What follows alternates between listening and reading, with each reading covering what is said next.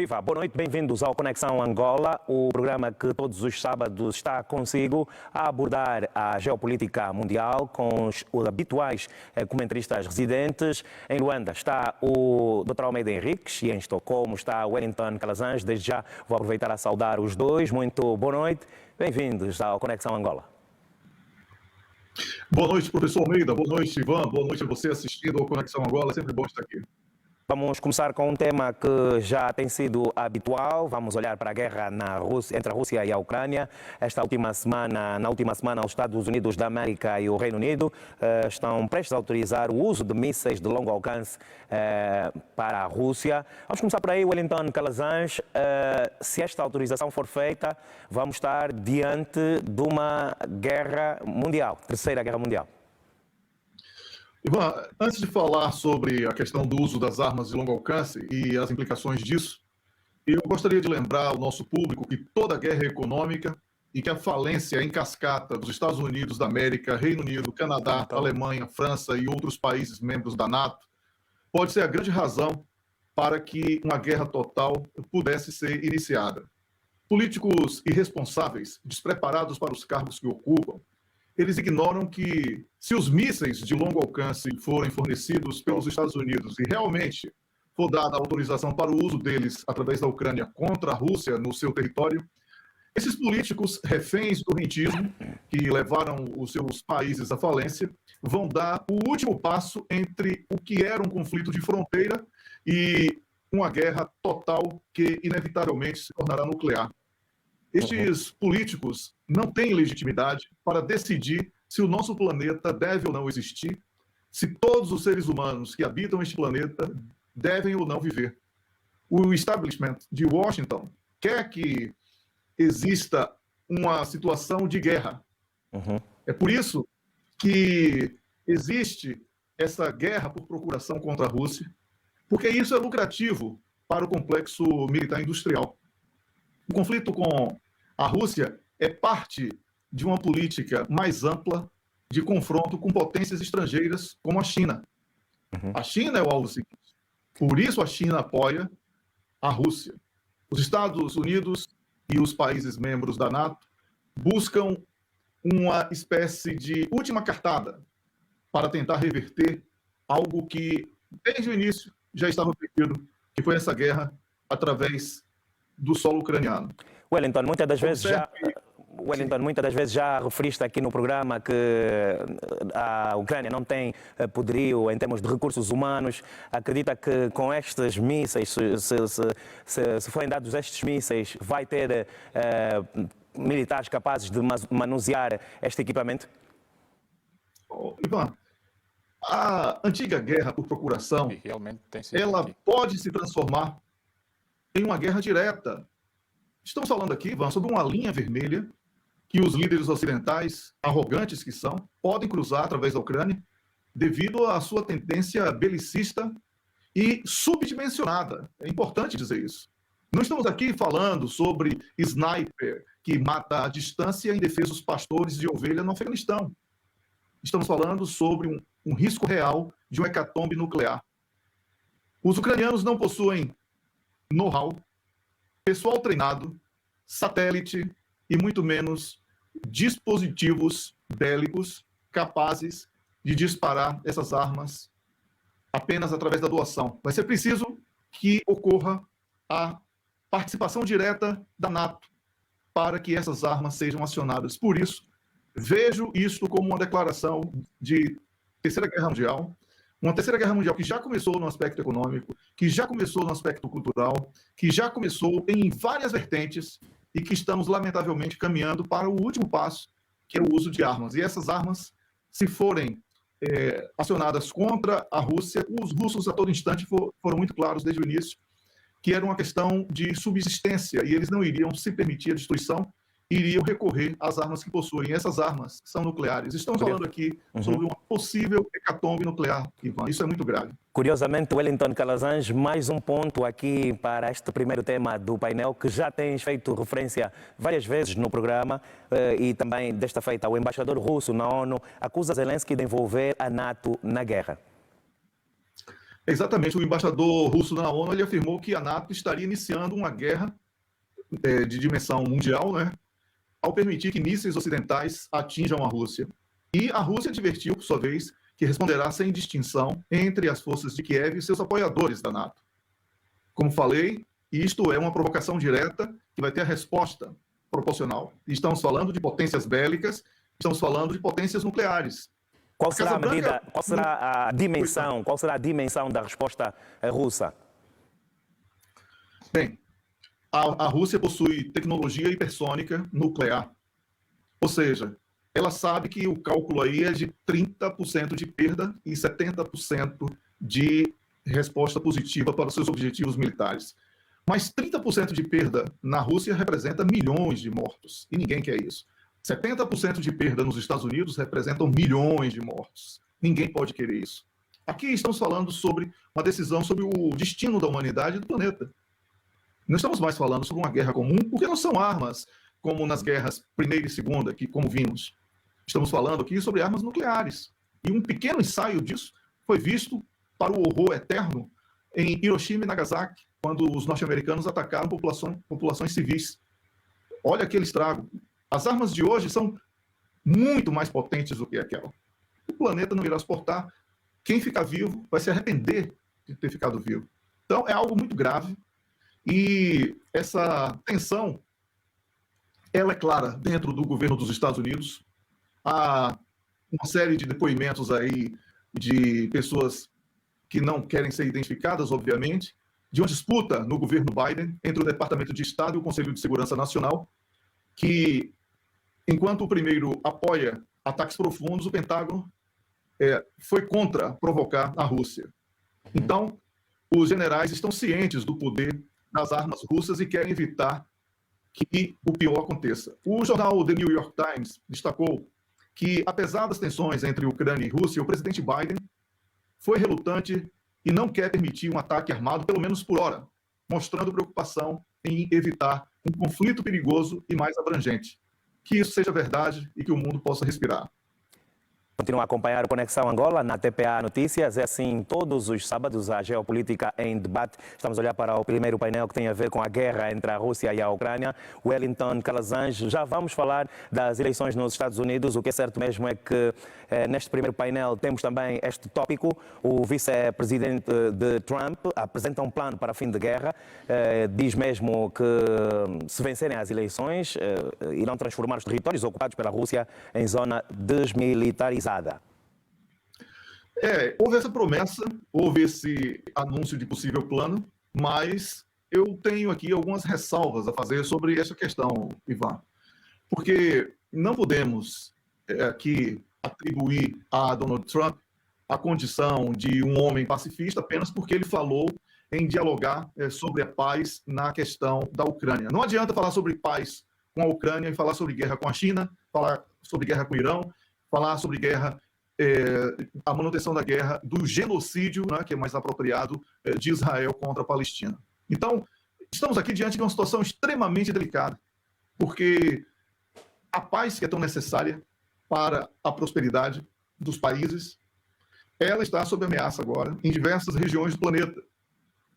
E esse cenário tende a piorar na medida em que essas economias de países que historicamente, nas últimas décadas, ou o último século, podemos dizer assim, consolidaram aí riquezas, elas estão ameaçadas. E é muito mais fácil um país que esteve pobre durante muitos anos, como a China, ficar rico, como está ficando, acostumar com a nova condição, do que ao contrário, países ricos verem que estão em declínio, principalmente quando eles são potências armadas.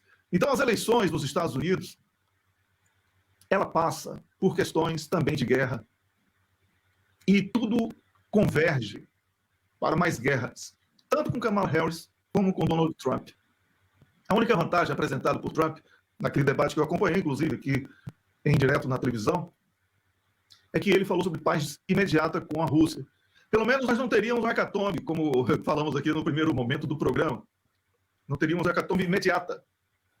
Mas não adianta falar sobre isso com a Rússia, como eu falei, e provocar a China, provocar os iranianos, porque eles também possuem esse tipo de arma.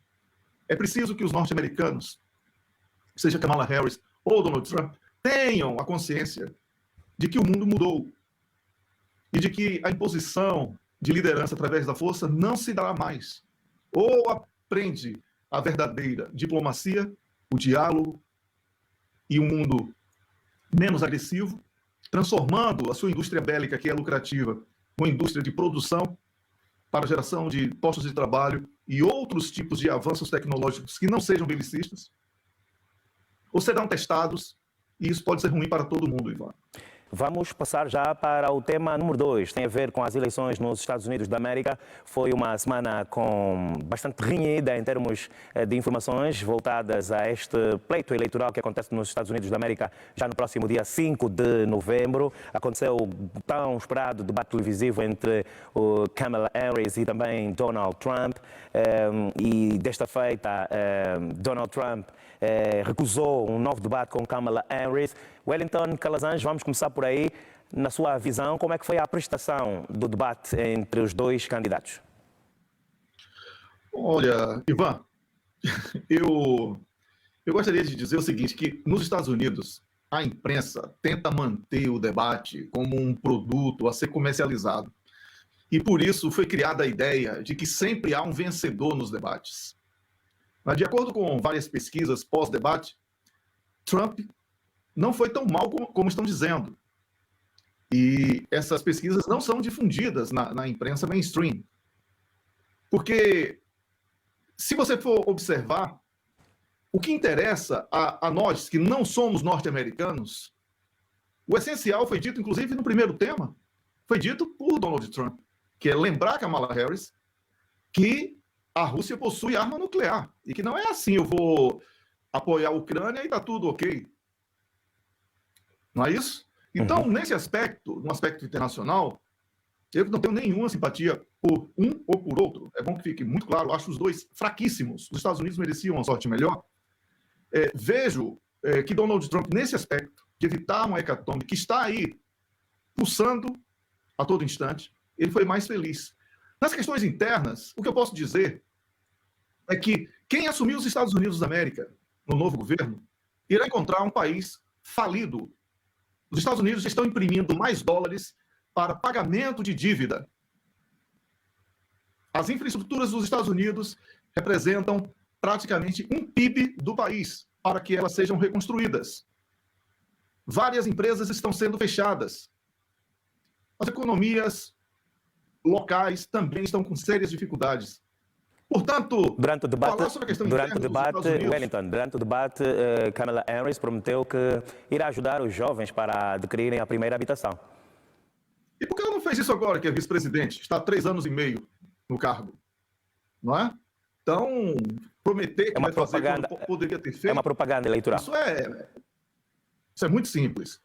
Não é? Eu considero que o que estão exaltando aí do desempenho de Kamala Harris é porque todo mundo esperava que ela fosse muito ruim. E ela conseguiu ser normal. Então, o desempenho de Kamala Harris eu vejo muito mais como um lampejo de relações públicas bem-sucedido do que uma postura firme de uma política capaz de explicar suas propostas ao povo norte-americano, já que ela é parte desse governo que ela mesma, nas suas propostas, pretende mudar. Então, eu vejo que a situação do debate norte-americano não traduz a expectativa que o mundo criou em torno da importância dos destinos internos e externos dos Estados Unidos, e as demandas internas não foram atendidas, o país continua dividido, tanto que os inquéritos de opinião pública apontam para uma disputa extremamente complicada. E a decisão de Donald Trump... Ainda há muitos, Wellington, ainda existem muitos eleitores indecisos. Sim, e depois do debate, Donald Trump teria conquistado, segundo os inquéritos de opinião pública, 5% deles, empatando o que poderia ser uma vantagem de Kamala Harris. Hoje é impossível dizer quem vai ser o vencedor. Então estamos falando de uma sociedade dividida.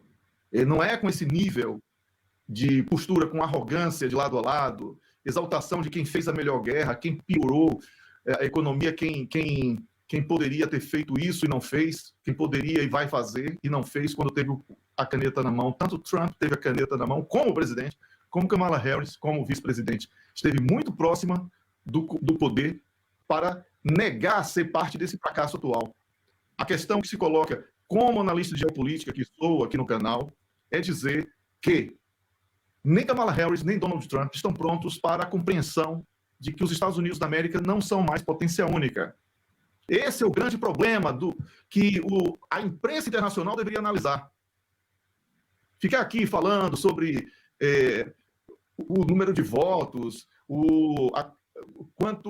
quantos delegados em tal estado, a disputa, isso não vai levar o mundo a nada, porque nós não votamos nos Estados Unidos da América. O que implica aqui é saber qual vai ser a relação dos Estados Unidos com o resto do mundo. E falou-se muito pouco no debate sobre aquilo que será a política externa dos republicanos e os democratas. Exatamente isso. E é isso que nos interessa. Ficam aí brasileiros, angolanos, portugueses, fazendo análises mirabolantes de que Kamala teria dado um sorriso que desconcertou Trump. Meu Deus, eu não sou setorista de debate, não é? Eu estou falando aqui de coisas muito mais sérias. Estamos falando aqui sobre a possibilidade de uma guerra mundial. Será que Kamala Harris, falando que vai fomentar mais guerras, ela vai impedir uma guerra mundial? Donald Trump, falando que vai conversar com Putin para parar a guerra, mas ao mesmo tempo falando que vai provocar a China. E será que consegue? Ele vai evitar... Perdão. E será que consegue falar com Putin para terminar a guerra? Isso. Tudo incógnita, não é verdade? Tudo incógnita. Afinal de contas, quem ajudou a armar a Ucrânia foi Donald Trump. E poucas pessoas falam sobre isso. Então, ele não é aqui um artífice da paz, como ele quis pintar na sua campanha. Não é. Certo? E não é falando sobre paz em um lugar e guerra em outro, num mundo completamente interligado, que ele vai ter êxito em alguma coisa. Ou falar sobre paz na sua plenitude e a reversão da indústria bélica em outro tipo de indústria, robótica, para desenvolvimento, para redução da carga, por que não? Redução da carga horária dos trabalhadores para que tenham lucro a partir das máquinas, para que tenham boas vidas, não é verdade? É preciso entender que a humanidade está aí para progredir. Mas não, é exploração, exploração, guerras, guerras. Foi isso que eu ouvi naquele debate. E olha que eu tive uma paciência enorme. Era madrugada para mim aqui, como também para os colegas que estavam acompanhando. E ter que acompanhar um debate naquele nível, Ivan, é uma tortura. Eu espero que não aconteça mais para que eu não tenha que trabalhar outra vez naquelas condições. Donald Trump, pelo menos, recusa um novo debate com Kamala Harris. Está a recuar o Donald Trump? Não, que ele sabe que quando agora começam a confrontar o que ela disse, ele disse, depois do oba-oba da imprensa, ele começa a levar vantagem e conquistar a confiança das pessoas, sem a análise de interpretações através de intermediários, especialmente porque Trump participou de 2 debates em território inimigo para ele, a CNN e a ABC News. Tá? E ele não tem sido tímido em dar entrevistas ou realizar coletivas de imprensa, conferências de imprensa, como chamamos aqui em Angola. Domina bem a televisão. Kamala Harris, ela havia negado esse debate que ela hoje diz querer participar por causa de imposições de regras que eram incompatíveis até com a palavra debate. Então, hoje ela acha que está autossuficiente, pode participar de um debate, mas ela não está, mas ela quer. Eu não sei, talvez o Donald Trump também esteja tentando barganhar regras que sejam mais favoráveis para ele. É um jogo, e nesse jogo político é complicado arriscar um palpite firme. Muito bem, Wellington Calazans, e a abordagem e a análise sobre o último debate das eleições dos Estados Unidos da América, que acontecem a 5 de novembro. Vamos para o último tema escolhido para debate, antes de entrarmos para as breves, tem a ver com a guerra no Médio Oriente. Wellington Calazans, na última semana, tropas israelitas atacaram edifícios militares no sul do Líbano. A China diz que negociação é a única saída para guerras em Gaza e na Ucrânia. Wellington, vamos começar por aí, neste conflito do Médio Oriente. Olha, as ações de Israel contra civis no sul do Líbano ou na faixa de Gaza não precisam mais, não carecem mais de cobertura jornalística, porque estamos falando aqui de um massacre. Estamos falando aqui de um genocídio que está em curso e há 10 meses. Não é?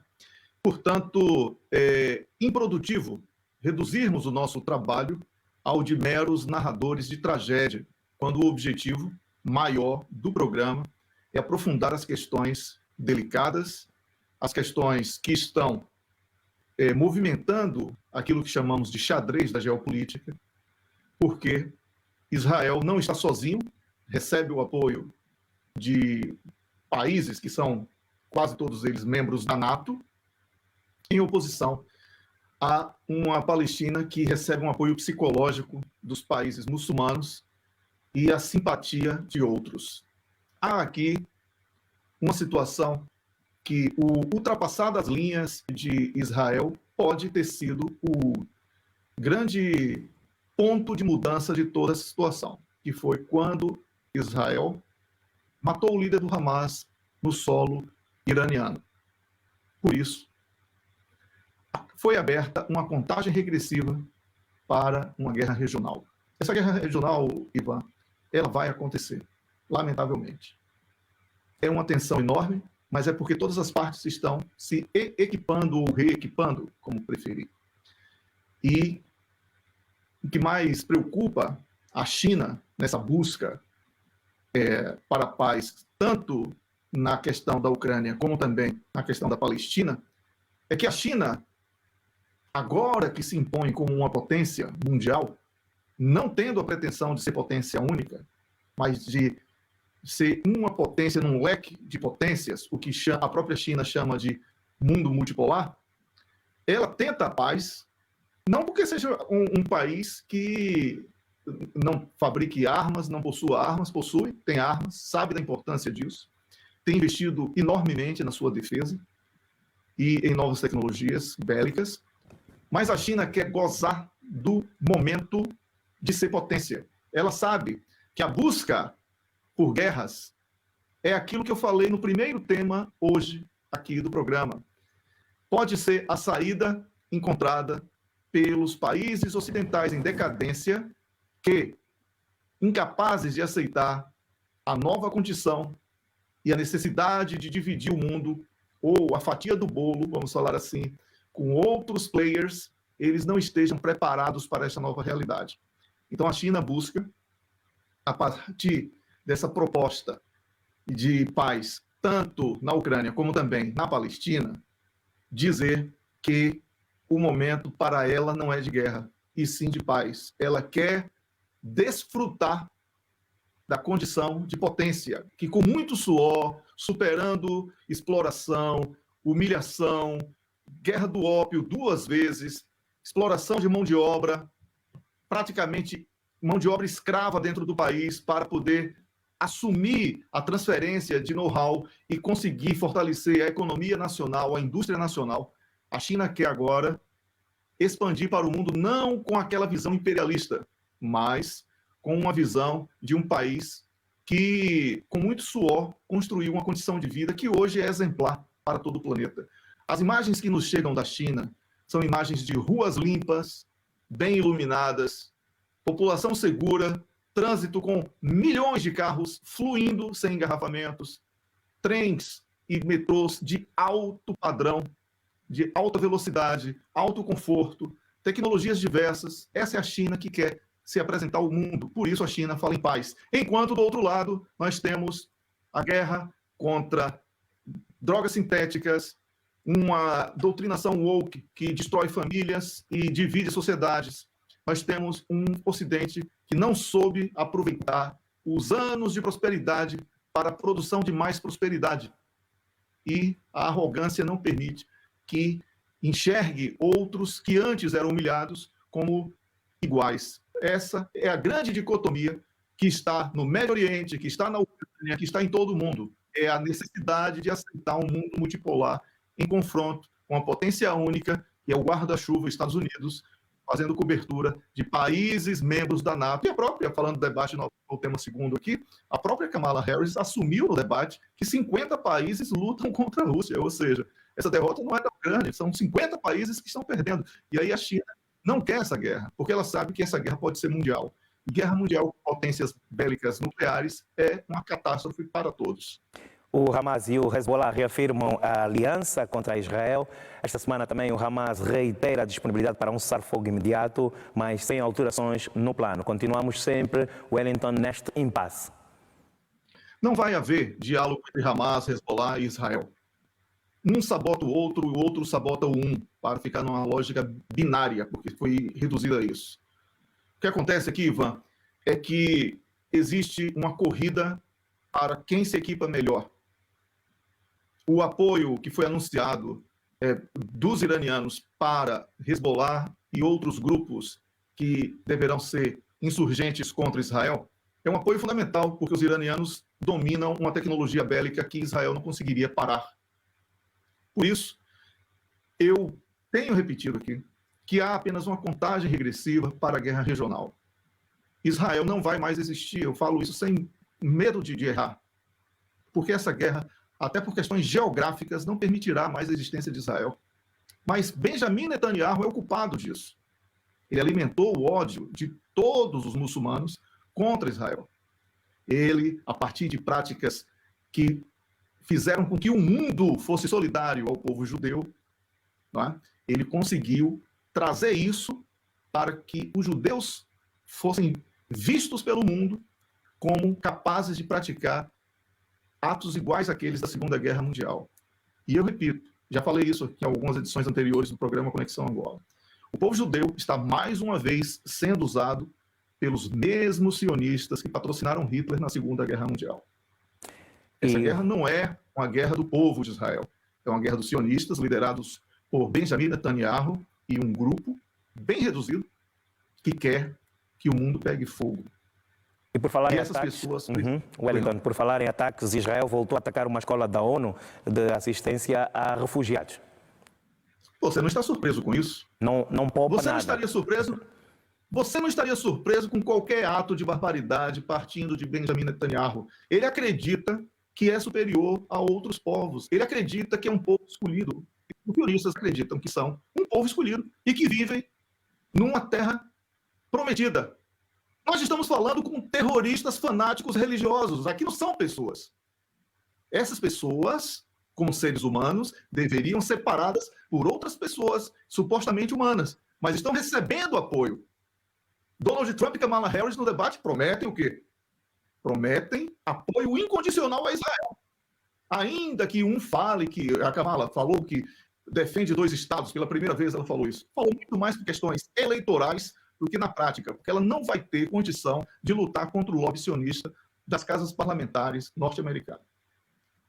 Nós temos aqui, na Europa, a Alemanha prendendo jornalistas que se manifestam contra o genocídio. Nós temos a Inglaterra praticando o mesmo ato. É um absurdo o que está acontecendo. Existe um holocausto, um genocídio, como você prefira, né? E existe o apoio daqueles que se dizem civilizados. Esta é uma realidade que está posta aí. Quem é contra o genocídio que está em curso na Palestina?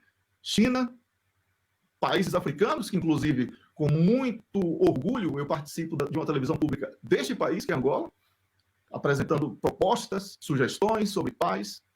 Isso é interessantíssimo, né? Os povos que foram e são ainda historicamente massacrados por esses ocidentais civilizados têm soluções para a paz.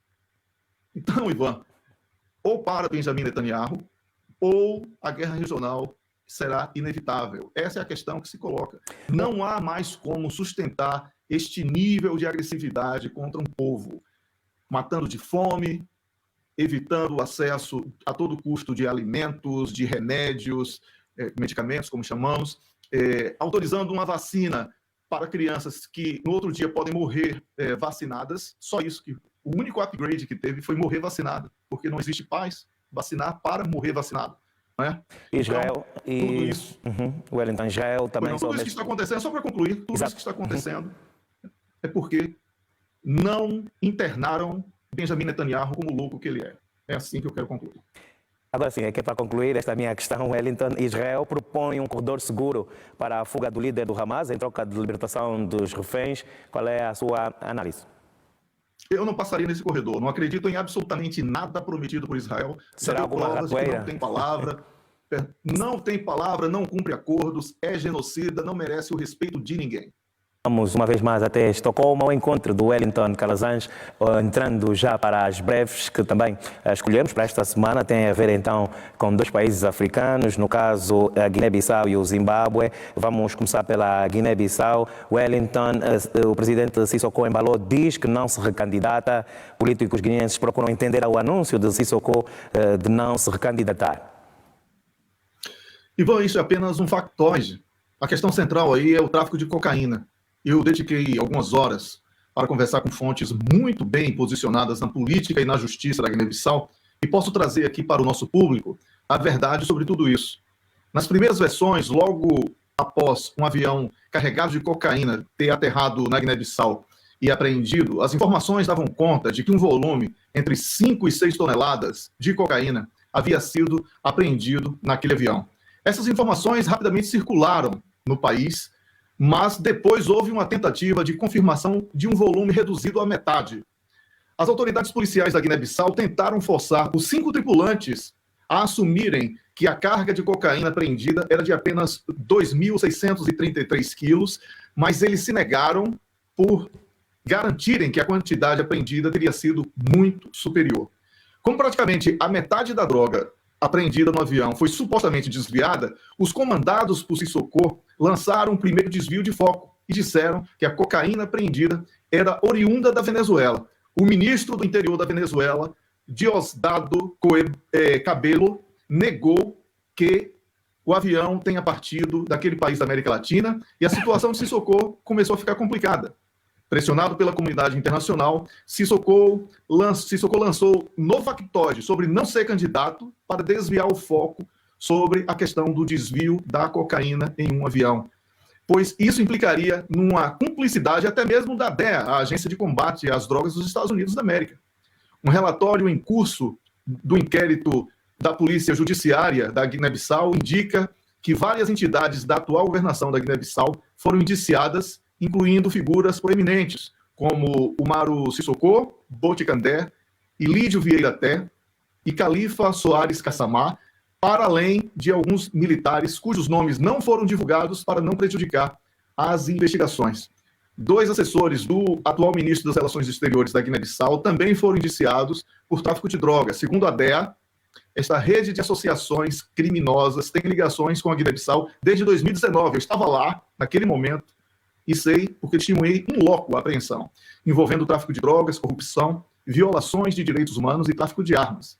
A DEA solicitou à Procuradoria-Geral da República a investigação da quantidade de drogas apreendidas em uma aeronave, contestando os números apresentados oficialmente. Então, essa investigação produziu tudo isso que está falando. Mas o que aconteceu? Ao começar a ser chamado de presidente cessante pela imprensa, logo no dia seguinte, a sua inusitada declaração de 11 de setembro, Sissoko embalou, confidenciou a publicação Jeune Afrique, que pode reverter a sua decisão de não concorrer ao segundo mandato e passar a ser candidato, confirmando aquilo que eu falei, foi apenas distração, uma tentativa de desviar o foco. Então, esta é a verdade sobre esse tema, Ivan. Que está elencada nas breves de hoje, está também a questão do Zimbábue, onde o presidente Emmerson Mnangagwa também diz que não concorre às próximas eleições. Ele, desta maneira, cumpre o que está previsto na lei, ele não desistiu, ele apenas vai anunciando para os seus cidadãos, os cidadãos do seu país, e para o mundo de um modo geral, em particular os países africanos, que ele não tem a disponibilidade de mudar as regras que estão em curso. Então, só temos a dizer que ele está cumprindo aquilo que foi determinado pela lei. Wellington Calazans, momento positivo e negativo da última semana.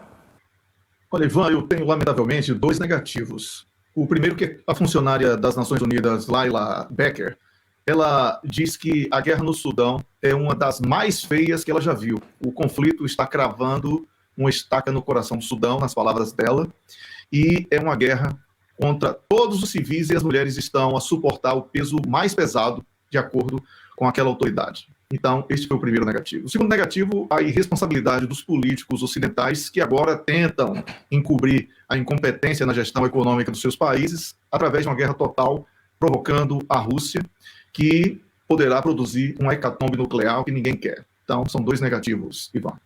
E o positivo?